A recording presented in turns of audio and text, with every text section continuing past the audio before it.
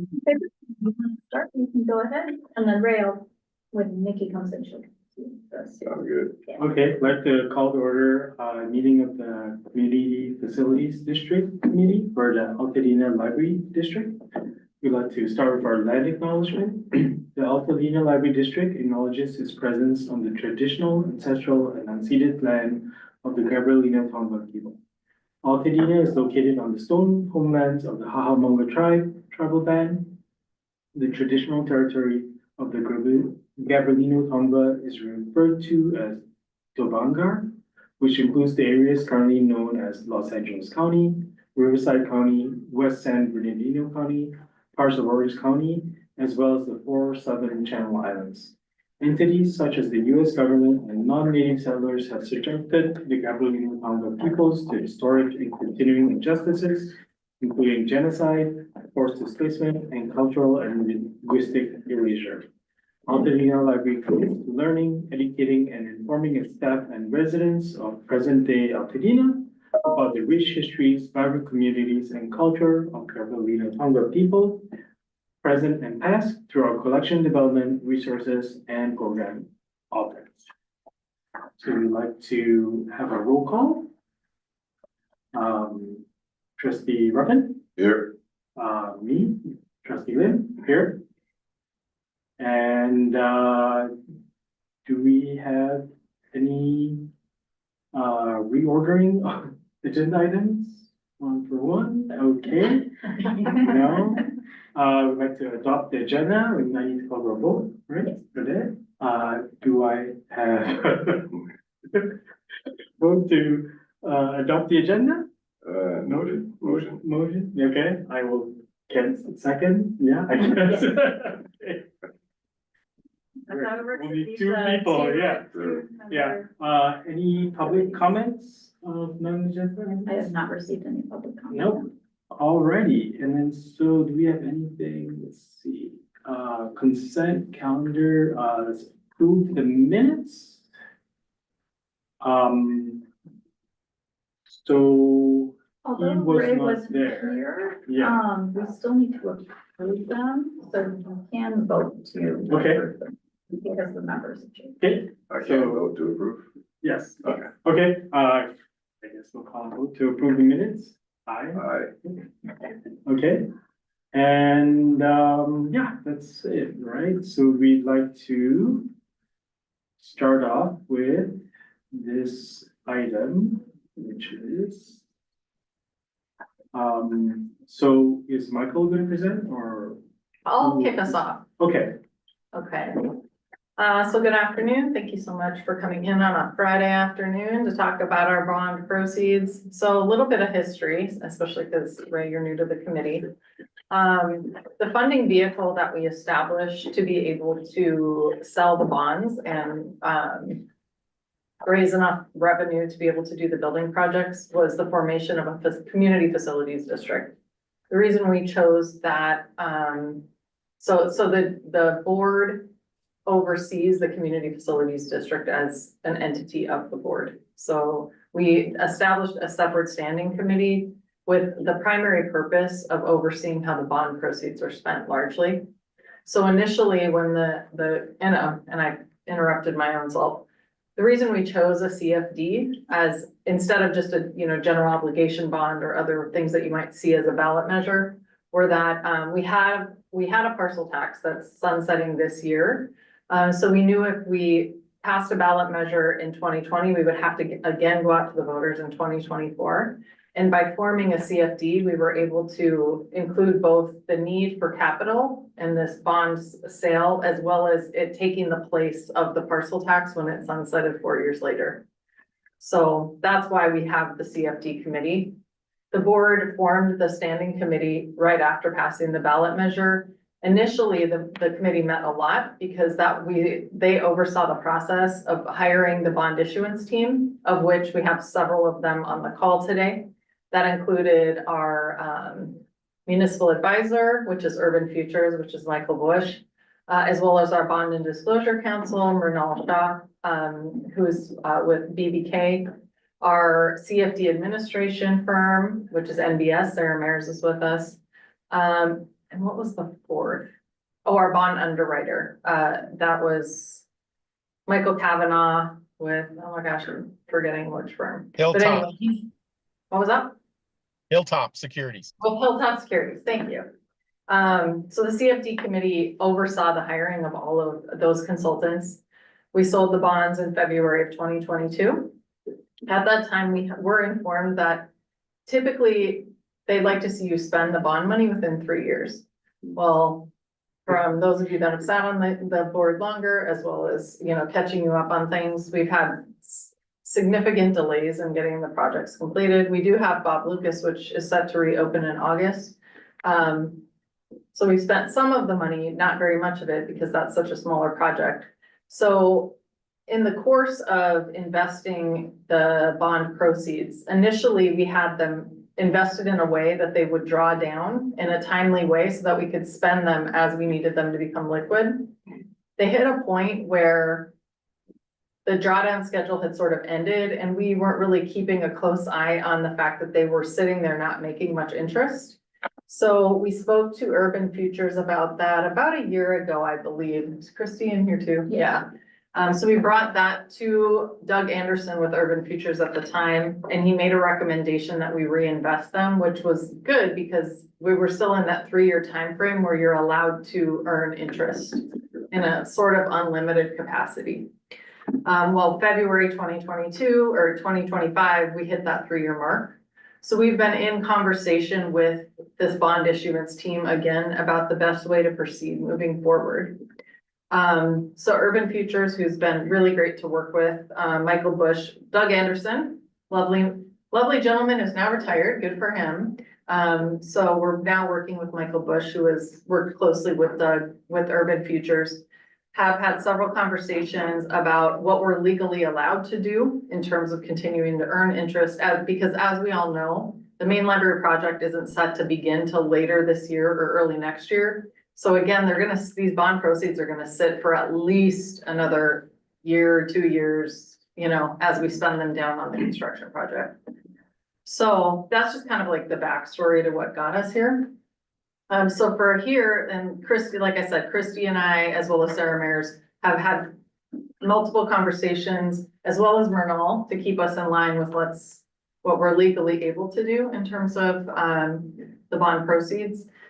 So that's what brings us here today, is we're bringing forth a recommendation of how to proceed with the bond proceeds, knowing that they're gonna sit for a while, and what we're legally allowed to do to try to maximize what interest we can, as, you know, this, what is it, almost $20 million is sitting. So hopefully that's a good segue to turn it over to you, Michael. That was a very good introduction. Thank you. Very good. So, good afternoon, all. My name is Michael Bush. As pointed out, I've worked with Doug for a long time, for about 18 years before he retired, and I'm happy to present this item before you today. I apologize for the video. I tried to make it back to my office, didn't make it, so I'm sitting in a Starbucks parking lot. But I have the staff report in front of me, and I'm ready to roll.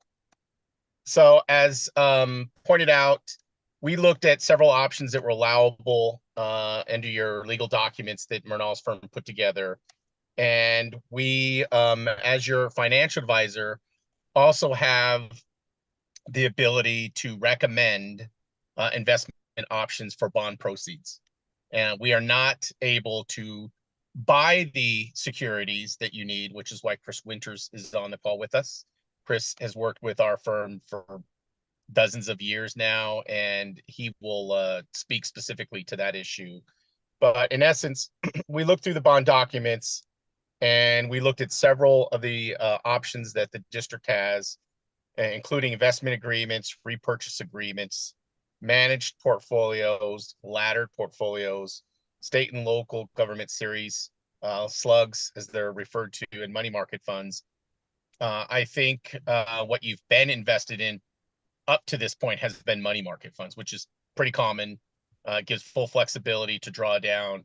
And in this environment, it gives you okay amount of interest while you're spending down bond proceeds.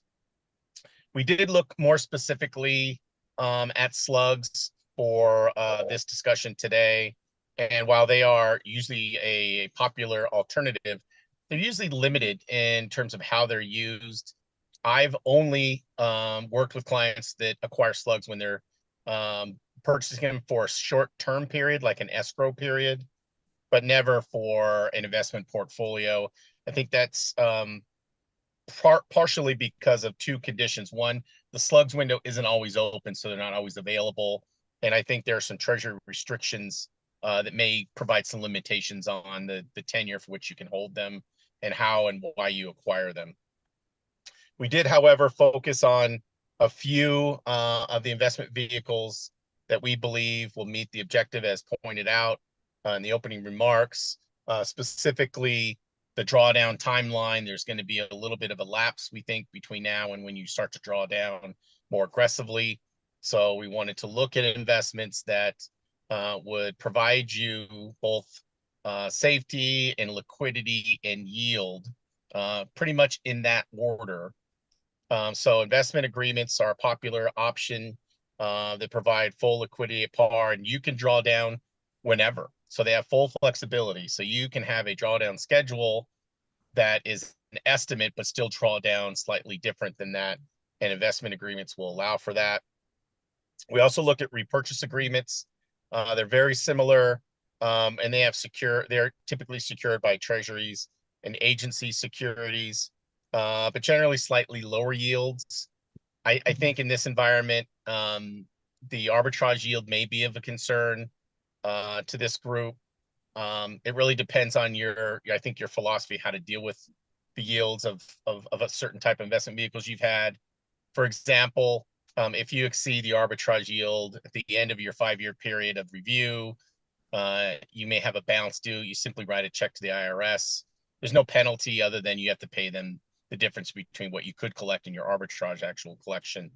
I've actually had clients that celebrate when they write the IRS a check because they're happy that they've fully invested their funds, made the most they could. And I've got some that like to keep a little bit below that. And I think some of these options here give you those choices. We did provide a little bit of fiscal impact to our staff report. We do think that under the current market conditions, there is an opportunity, I think, to present to this group some ability to reach your arbitrage limit and produce enough proceeds, which I think will be beneficial. As your delays have come to fruition, more likely than not, your project costs will go up. So any interest earnings will help you absorb some of those cost increases through inflation or other market conditions. And then we finished the staff report really with a few recommendations, looking at what typically is accepted by most public agencies for either liquidity or yield purposes, but also with security in mind. So investment agreement is the most common that our agencies use because it provides a decent amount of yield and gives you full flexibility. Whereas we have some other districts and city clients that really want more security. And so they'll go after, a repurchase agreement that has security, at a lower yield. I will note one thing, and then I think I'm going to, if it's okay with the group, I'll turn it over to Chris for a few comments. Since he's the individual that will acquire securities should you decide to go forward. I want to point out a couple things. With each of these options, you get a different group of banks that will bid on your proceeds. And I think, and Chris can confirm this, I think with the repurchase agreements and investment agreements, you get a different type of bank that may invest. In some cases, you may get more than 3 bidders. In some cases, you may get less. Same thing with a laddered portfolio, which has full security. You'll get probably the most number of bidders. It doesn't necessarily mean you'll get a better yielding result, but if it's important to the district to have 3 or more bidders, that may mean certain types of investment vehicles may be preferred. And with that, if it's okay with the group, I'm going to turn it over to Chris Winters. Chris can introduce himself real briefly and give you a little bit more perspective on the market of specific securities that are recommended and discussed, since he's the individual that's in the market bidding and acquiring them for public agencies. Sounds good. Winters and Company Advisors is a state registered investment advisor and an SEC registered municipal advisor. And our focus is just the investment of bond proceeds. We don't do any traditional financial advisory work like Mike's firm does, just investment of bond proceeds. And we act as a bidding agent. We don't take a principal position. We set up competitive bids for the investment of bond proceeds. So yeah, pretty narrow niche. Everything Mike said is accurate, insightful, and on point. A couple things to add. The investment of the bond documents is restricted. I'm sorry, the investment of the bond proceeds is restricted by the definition of permitted investments in your bond documents. So it's already it's a pretty narrow and conservative universe of investments that are allowed. And the investment agreement option is an excellent option. It is the most commonly used option for construction funds, but the permitted investment definition is extremely restrictive in that it requires investment agreement providers to have a AA rating. And there aren't any with a AA rating by Moody's and S&P right now.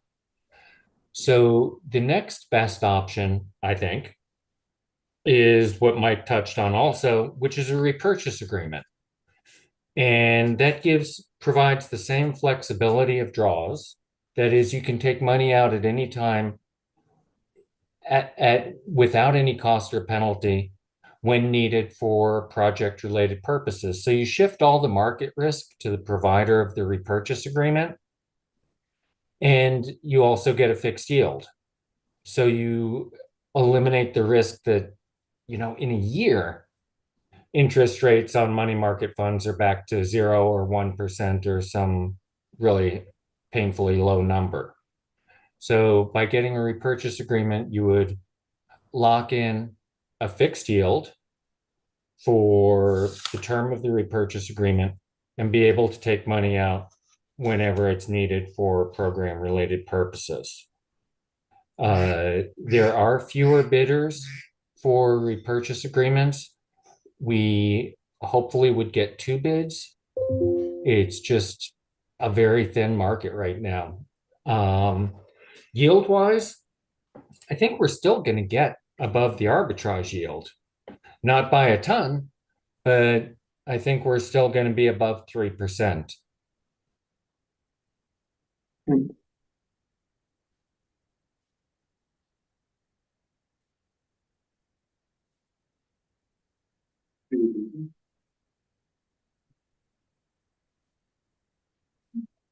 Did we lose him? Chris, are you still there? He's still here. Yes, I'm still here. I'm done talking. I said- Okay. I said everything I can think of. Thank you. So those others on the call, Renal, Christy, Sarah as well.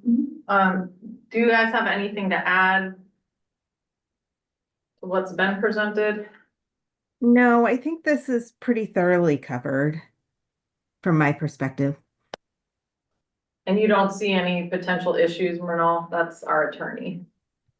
No, I believe they're working in compliance with existing tax law and with the fiscal agent agreement for the CFD. So someone mentioned, is there anything that we need to follow in terms of number of bidders? So like if a repurchase agreement only has 2 or 1, is that sufficient, or what is the legal necessity?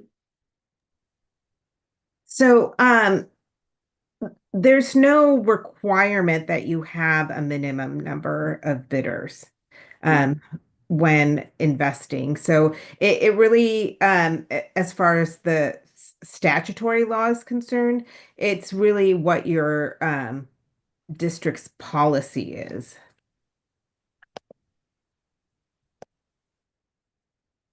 We have a policy on this, yeah. Um,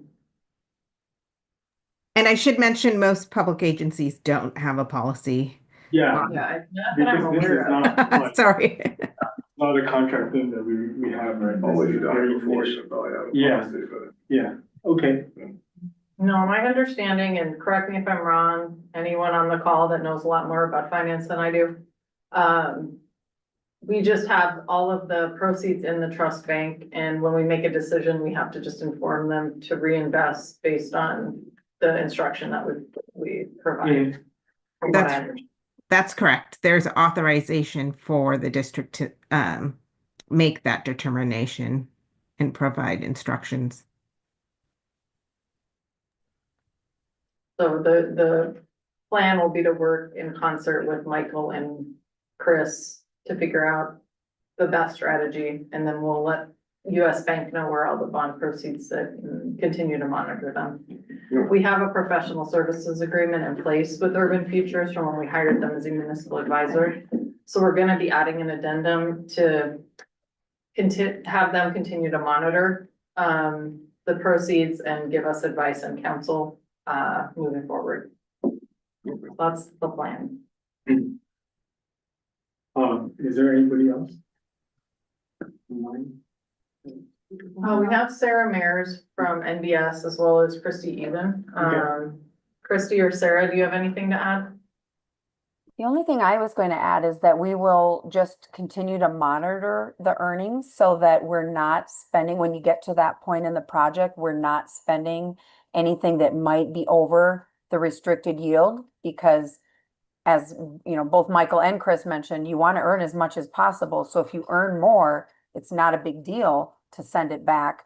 You just don't want to have spent it. So we'll just keep monitoring that to make sure that, and then we'll have the arbitrage calculations and things that take place in the future years. But for right now, no, I agree with everything that's happening. We just have to do some monitoring. And I was just, I guess echoing what Christie's comments to say that, we'll go ahead and do that arbitrage rebate calculation when it's appropriate to do so.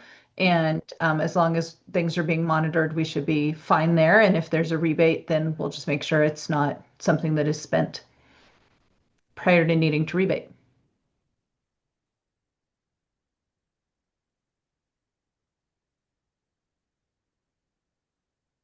So what I would say in conclusion, from a layperson's understanding of all of this, is we were really worried that like we hit that 3-year mark and we hadn't moved the money, and are we in trouble? And then in conversations that we had with the consultants, we learned that no, that's not the case. And it is a relief to know that like as rates continue to be favorable, that we're able to earn as much as we can, because I'm sure we can use it. Haven't even got to the main project yet, and with cost escalation and all the delays, as much as we can make, the better. And yeah, we'll keep an eye on it and make sure we're not spending anything that would need to be paid to the IRS. So right now, the funds, do they default, for example, to money market? Because that's the simplest thing, or what are they doing right now? For that now, right? I think that's a Christie question. Yeah, is the question what they're earning right now or how that was chosen? Can you state? Yeah, no, just what it is right now, since we're at the end of this period, are they in a money market right now? Yes, they are currently in money market and they are earning a little bit more than they will when we move this investment, but that's only because of the market right now. So as they mentioned, so I think they're earning, I don't know, close to 4% right now, actually where they're sitting, but so they're still earning up until the day the board decides to make that change. So anything that we're earning above will have to be rebated back, but we just didn't want to move any investments until we had the next viable option, or the next appropriate option, I should say. Does that make sense? Does that answer your question? I think so. Can we actually have numbers? So we're not paying any fees, maybe? How much fees are we paying for the money market currently? Because it says here fees, paid over time from yield. I'm trying to assess what the differences are. This one-time fee, is it like tens of thousands, percentage? Like, I can't Yeah, I mean, compare. Yeah, the current fees are not high, but now in moving this, what is the cost to the district in switching and doing the repurchase agreement? Is that something you can answer, Michael or Chris? Yeah, I can take the first shot Okay. at it. So to answer your first question, you're currently paying your trustee to manage. It's the holding of your proceeds. So Right. it's through your annual cost to the trustee, and then Sarah's firm gets paid to do the arbitrage report for as long as you're holding these monies or any reserves. So that's to answer your question for what's currently happening. okay, When you go to bid out the investments, the cost of the services for Chris Winters is typically paid for by the bank. It will cost the district a small, really small amount of yield. And my guess is it's like 1 or 2 basis points, but I'll let Chris speak to that Okay. specifically if he knows off the top of his head, but it's tiny in terms of a fee. And then to echo Christy's comments, I think what you're really bidding on here is a guaranteed rate over the time that you're holding, they're holding the bond proceeds. So money markets fluctuate. In this case, what you're really paying for is an investment vehicle, which will give you a fixed rate for as long as the funds are being held. Right. Yeah, So the to just clarify a little bit on the fee, our fee, we call it a bidding agent fee. Our bidding agent fee is paid by the winning bidder, as Mike said. After closing, our fee is contingent on closing. So if the deal doesn't close, if we get started and then we find out we can't get to the finish line, or it just doesn't work, you don't owe us anything. Our fee is going to be equal to the U.S. Treasury Safe Harbor bidding agent fee.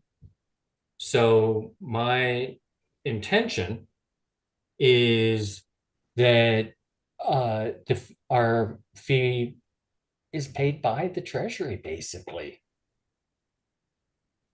It's a reduction of the yield, so it's paid by the winning bidder. And Chris, given the dollar amount, I mean, do you have any idea what that reduction in yield is? I mean, it's got to be small. Based on the draw schedule that we got a week or two ago, it's about 17 basis points. And when I mentioned that I think we're going to be above the arbitrage yield, above 3%, that took the fee into account. Okay. Yeah, it's that delay period, right, for the first 6 months of drawdown that's probably drives some of it. Mm-hmm. Yeah. Okay. Thank you. Right. So what I'm hearing is, to put it back in layman's terms, even though there's a fee, because everybody pays fees, the net return is still going to be equal to or greater than what the district can earn anyway. So the district is not losing in this arrangement. Well said. Okay. right. So the only delta we're having, so our max is that, am I understanding right, is 3%?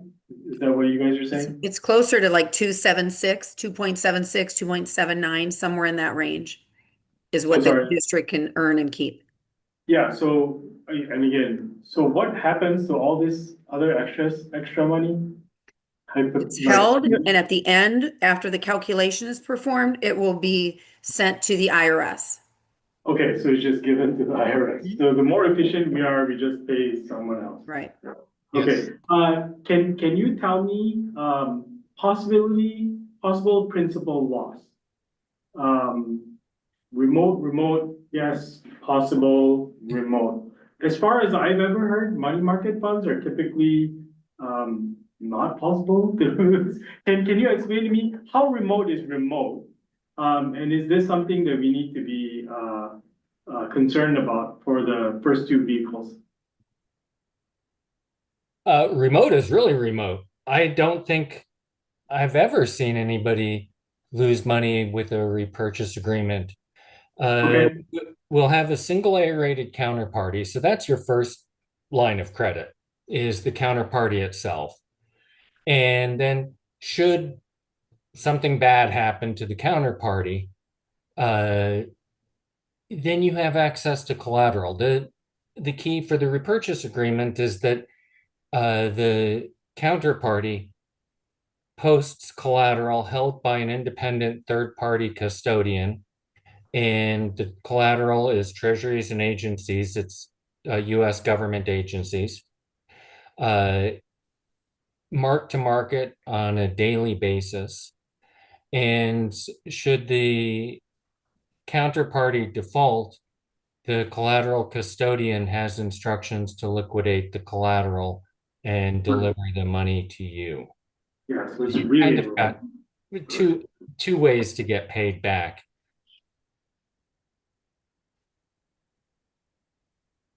I have an And so I addition. guess Oh, go ahead. the only thing would be, what the duration is, I guess, for how long are we expected?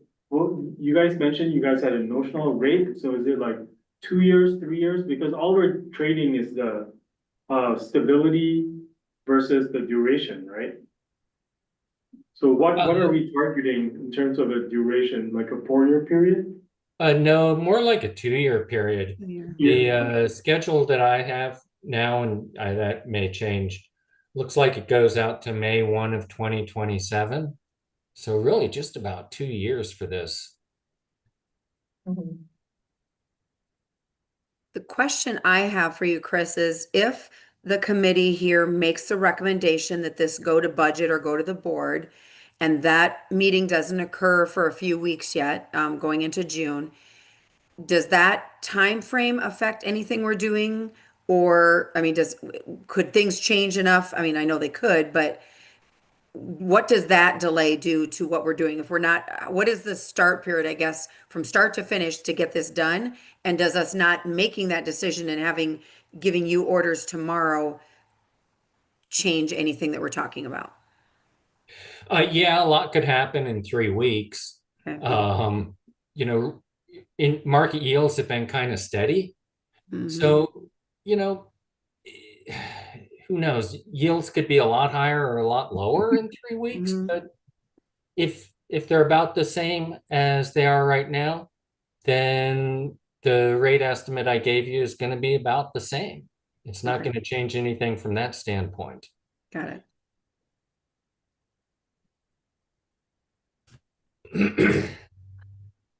Did that answer your question? It does. I mean, I get that the market can change, and right now we'd like to say it's steady, but I don't know that it is. But I just wanted you to know that I'm not sure. Well, I am sure that this committee can't make a recommendation for you to go ahead. It will go to the board, and we will not be able to get back to you for a few weeks. So I'm not sure that was communicated to you, but just so you know, there is a little bit of a delay here before we can actually you can actually do anything. Yeah, no problem. All my business is municipal bond related, so I'm used to delays. And Chrissy, we can give you an update prior to the board if there's been any changes. Okay. So that So you're if the aware. recommendation's made to the board at that time, the board will have just an update on what's going to occur. Yeah. Okay. Yeah, I think we can do that. Okay.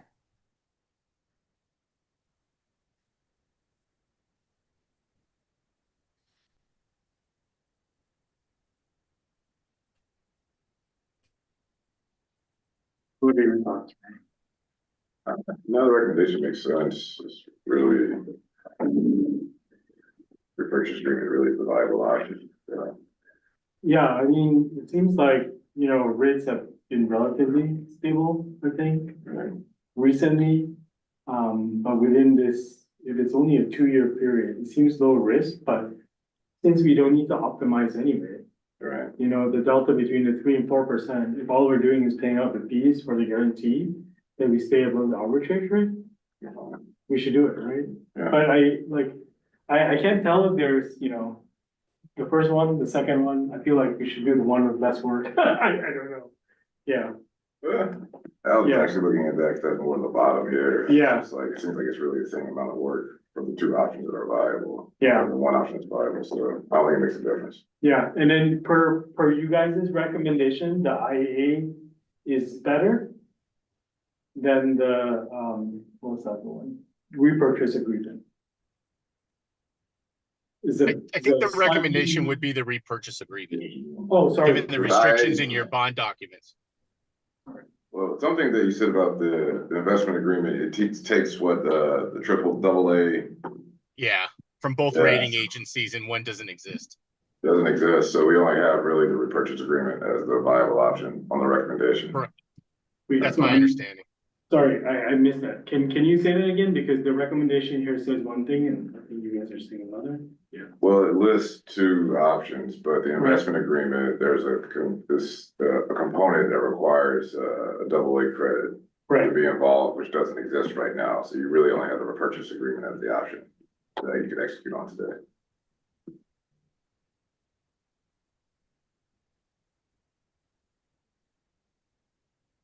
Is that correct? Yes, what is our rating, right? Double A minus. Oh, so close. Alright. Right, any other questions?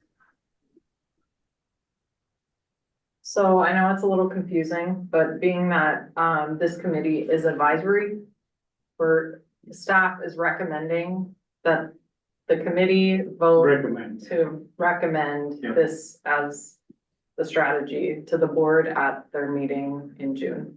The plan is also to take this to the budget committee. We'll see if it makes sense. Actually, I talked to Christy about that.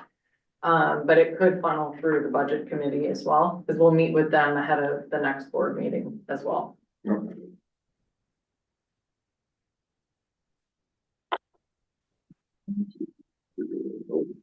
Yeah, no, so, but I think you have to move it, right?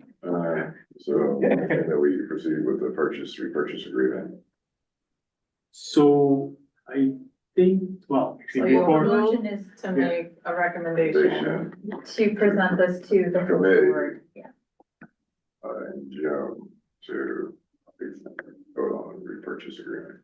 wait, sorry, point of clarification, are we voting to move to the board or to the? We're budget voting to committee?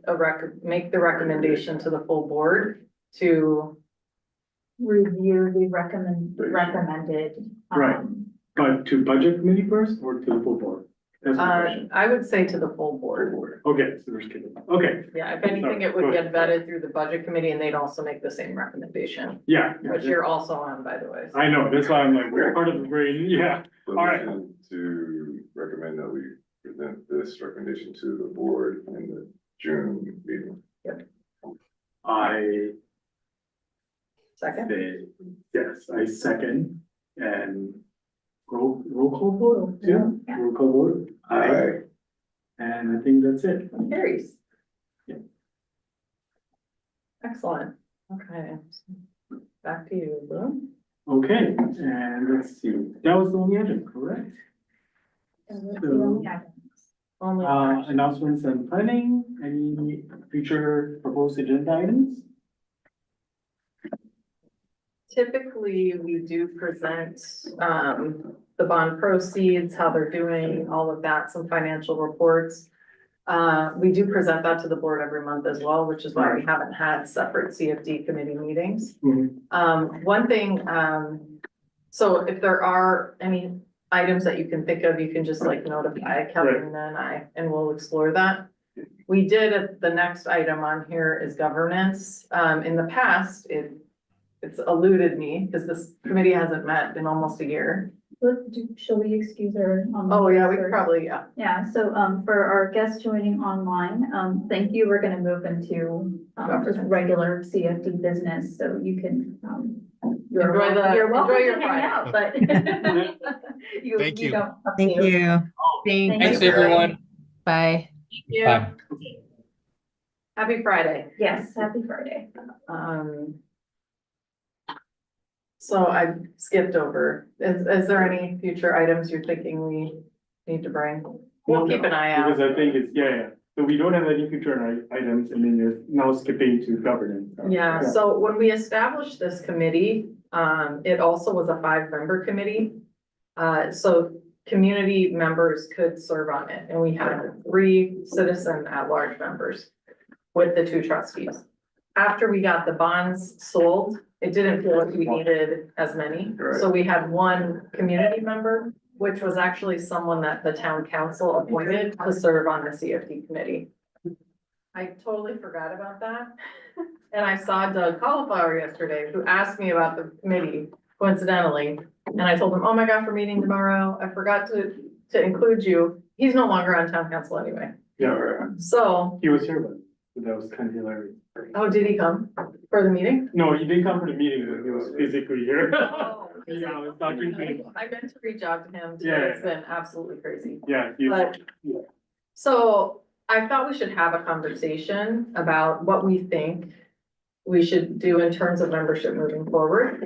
I will say it felt kind of nice to have a 3rd member because it I makes do want to have quorum a third easier. member. I could then reach out to, I'm gonna see Victoria Knapp tomorrow, who's the chair of the town council.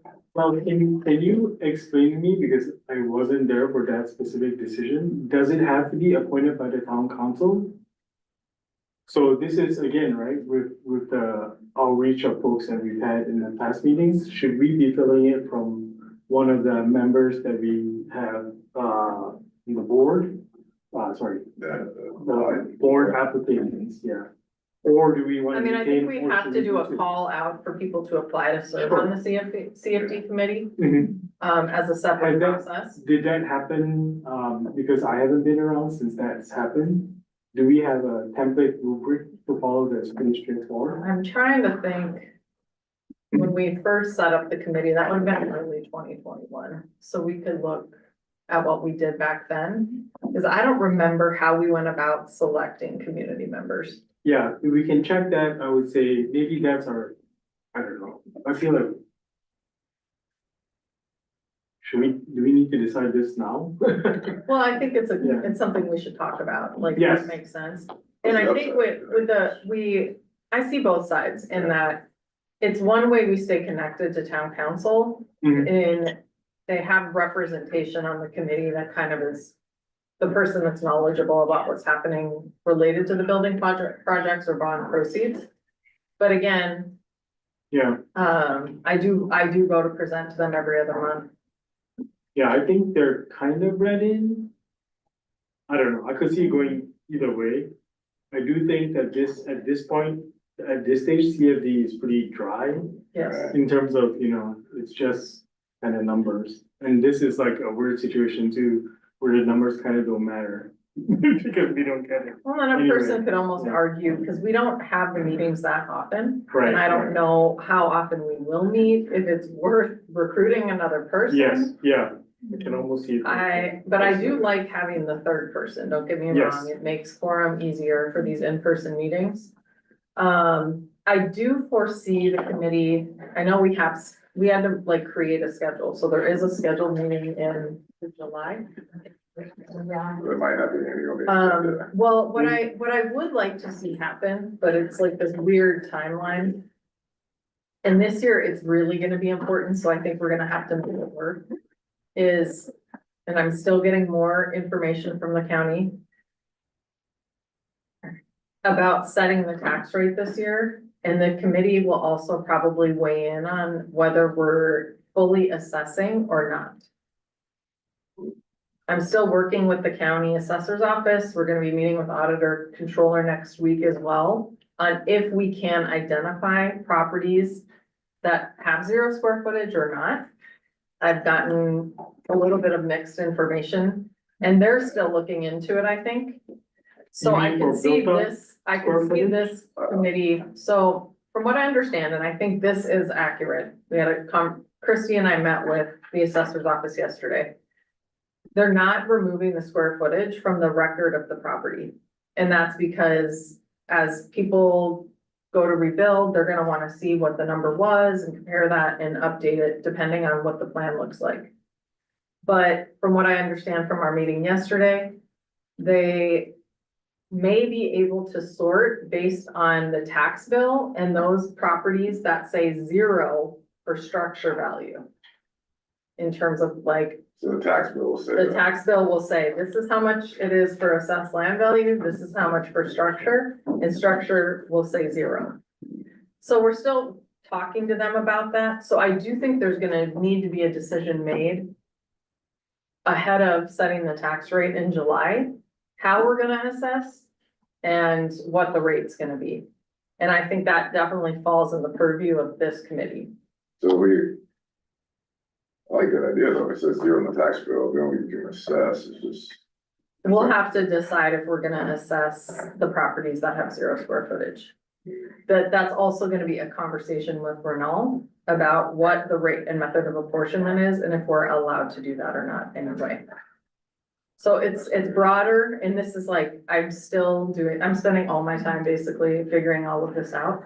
So it's still very theoretical, but I do think this committee will meet ahead of taking something to the full board to make a decision ahead of setting the rate. So I'm just trying to understand it, so no square footage, we still have to assess a rate on 0, because it's net 0. Maybe, No, maybe. Okay, okay. The board, I think, could make a decision to still do the full assessment as well. so wait, hold on, we have a land assessment and we have a build-up assessment, right? No? A structure, It's a parcel. Yeah, there's a structure and then there's the land. right, So and we're just talking specifically about the structure, right? correct-ish. Yeah, I'm just saying, like, again, I can't even give you solid answers at this point. I'm hoping that by the time we get to where we need to set the special tax rate, that we'll have a very thorough understanding Probably, yeah. so that the board can make a really educated decision about right, how we're going to assess the special tax. So in Yeah. theory, theoretically, they could say there could be some existing square footage that we could assess, but we don't know yet. We're not sure, but they think No. there may be a method to sort the data that way without the county taking the square footage off the property records. well, okay, so hold on, so, my assessment for last year, right, is prorated, and in the future, it will be 0 square foot, right? So that will happen, so they will have a methodology to sort. And I think what you're asking is, we're not gonna pay anything on the 0 square foot, so we can set that, right? That's gonna be Possibly. set, right? My understanding is that they are not taking the square footage off of the property record. So it shows up still. It will still show up. But it will be assessed. That's my question. So it really comes to how they. wanna So the represent reason issue. this is tricky, and again, we're being recorded. The reason this is tricky is because most of the assessments are not based on square footage.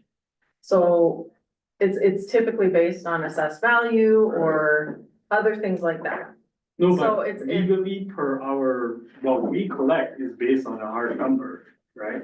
Correct. Yeah, so, Footage. yeah, I think, I thought part of this discussion is whether we were gonna waive the other fees, because that came to the board as well, by sorting, because you wanted to sort with the 0 square foot folks. We assumed back in January Uh-huh. and February, when we had very little information, that we would not be collecting on all of the properties that no longer have square footage. Yep. That was the assumption. Yep. The most recent information before yesterday I got was that they're not taking the square footage off of the records. Therefore, when we ask NBS to run the reports, they would still show all of the square footage. Right. So we're in a situation based on a logistical representation of, we could be assessing or taking money on a property that doesn't have square footage. Correct. So it's how they represent. It was out of. All I will say is, like, nothing is said at all right now, and I also wanna say, as we're going to Sacramento next week, we don't know what backfill is gonna look like. Right. And I think that will potentially weigh into the board's decision about assessing as well. There will be that. Because if, let's say, we only get half of the special tax that we were supposed to collect, we're looking at not being able to either meet certain obligations or potentially having to make decisions about service and operations. Right. What was the number for 1.7? It's 1.3. 1.3 is debt service payment. And the plan had been this year, the special tax would have taken the place of the parcel tax. Right. So like this past year, we assessed at 5 cents per square foot. It would have been this year closer to like 9 or 10 cents per square foot to make up the difference of that parcel tax. So if we're only collecting half of that, something will give. Right. That's the point. Unless we're gonna get substantially backfilled by the state, and then I think the decision looks different too. Right. So again, I'm just bringing this up that Yeah, I think. I do think this we committee will don't have know. to meet. Yeah, I mean, we should meet, but I think we need the actual, what is the county going to do? Because again, per what we've been told, our improvements is going to 0, but I don't know for record keeping, whether they still keep it at some other number. I don't, And what whether I've that been makes any told by sense. multiple people in the assessor's office is that the square footage will stay on the record. Right, Which makes sense. I can understand why they would do that. I do too. So. So we'll keep, but again, I feel like even the conversation we had yesterday, this is evolving. This has never happened before. Like, they're figuring it out, but she was saying like, she thinks there may be a way to sort it. But again, that's not even for sure at this point. yeah, So- because they can keep it on the record, but it shouldn't be used in the mathematical calculations for whatever there should be asterisks, right? Should be. Which is what we're seeing with our actual assessment values. So they do flag it on your. Oh, yeah, 100%. They went so far as to prorate it to the exact date for when it's gone, right? Mhm. So they have the methodology to do it. And then the question is whether, how are they gonna be assessing it? That's all we need to know. That's, Yeah, that's really like computer programming. They just Yeah. gotta hack in and say, look, if there's a I mean, new assessment, if it's supposed to reassess, that essentially is a 0. yep. So I think it should be, my guess is that's what's gonna happen. So, I don't have a guess at this point, Yeah. because every I can- week I get different information. yeah, well, I can almost guarantee you, I feel like people would sue the assessor's office if they were charged in this current situation. So I don't think, yeah. But we'll see. I think, as we find out, present it, and then we can make the Mhm. decision for, how everything works. Yeah. But I do think, the bigger thing is, California, right? Making this goal rather than anything else. Right. So. Yeah. Yeah. So I guess the direction we need before we conclude is, do you want us to pursue some type of appointment process to the CFD committee? Do we want to just keep moving forward right now with the 2 of you and make a decision about that later? I think a third person would be good. And I think if the town council is the path of least resistance, maybe for now, that's fine. And is it a yearly appointment from the town I council? believe so. I think Or we do they ask them decide? each year, So, just yeah. because they do turn over a bit Yeah. too. So we just ask them, they get point who they want. Right, like what I would do is talk to their chair, Victoria, and then she would talk to their executive board to see who they think. Yeah. May, and who will volunteer to do it. Doug was on the committee, I think, for 2 years with us. So, I think it's a good idea. Yeah. so yeah, I'll pursue that. We'll see if there's a volunteer and somebody that wants to serve, and if not, then we'll reach out you separately and see if you want us to pursue an appointment process. Yeah, that's why I never thought that. Okay, But then the next meeting, he says probably July-ish to schedule the meeting. we have one on the books, right? Yeah, July 9th. Okay. But I have a feeling that won't work because, and we might need to shift the schedule permanently. Yeah. That's the other tricky thing with this Actually, committee. July 9th, that won't work. Well, it's not gonna work anyway, and for the reason that the county data that we need to make, like, bring the committee and then the board, Right. it's like mid-July. Yeah. So we usually have about 3 weeks to do all of this. Mm. So what'll happen is, once we have a good sense working with NBS of when the data comes out and what we can pull together something to present, that'll probably be mid to late July, and then we have to take it to the board ahead of the deadline in August, which is like first or second week of August. Yeah. So it's this really limited time frame, but it will be my intention to meet with this committee and then take whatever to the full board, even if that, a lot of times it has to be a special meeting, just so we can get it done. Yeah, we usually cancel our regular July meeting. Yeah, For that we have. reason. I got a surgical procedure on the 10th. Oh. Well, we'll This is we'll why work we need around a third it. member. Hopefully you heal fast, man. I go fast. It's actually, it's in and out. I'm going in and out patient, so it's like, I'll be home same day, but it's like, We'll give you a day or two to feel it. And then it's back to work, right? Then it's back to your committee work, Ray. Come on. fast, they got the fasting and stuff before, oh, that sucks. Oh, it's not fun, I'm sorry. Yeah. That's amazing. Good time. Couple days off work. I feel like I need a surgery. All right, so I guess I will, conclude the meeting at Motion to adjourn. motion to adjourn.